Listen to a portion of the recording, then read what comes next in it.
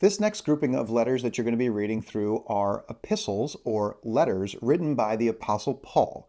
The first grouping of them, from Romans all the way through 2 Thessalonians, are letters that Paul wrote to churches addressing specific ministry, ethical, moral, theological questions that they had as the church is beginning to be birthed.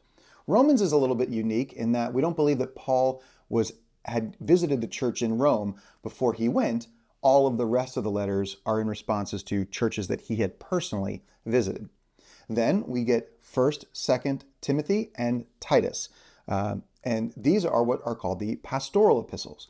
This is Paul not writing to a church as a whole, but Paul writing to individual ministers that he considered sons and fellow workers in the faith, instructing them of how to set up local churches, how to be able to set order and structure and leadership in.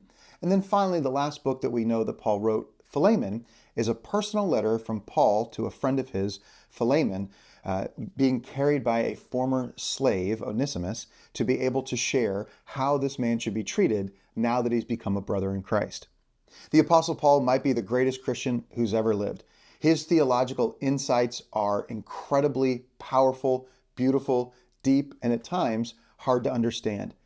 But far from just a bookworm or then a scroll worm, he was someone who went out. He was on mission. He preached, he prayed, he saw people healed, he saw people delivered, he saw churches being planted, he saw governments being challenged and pushed back against. This is a man that we'll want to spend the rest of our lives digging through his writings, understanding what he's saying, and learning from him. So enjoy the letters of Paul.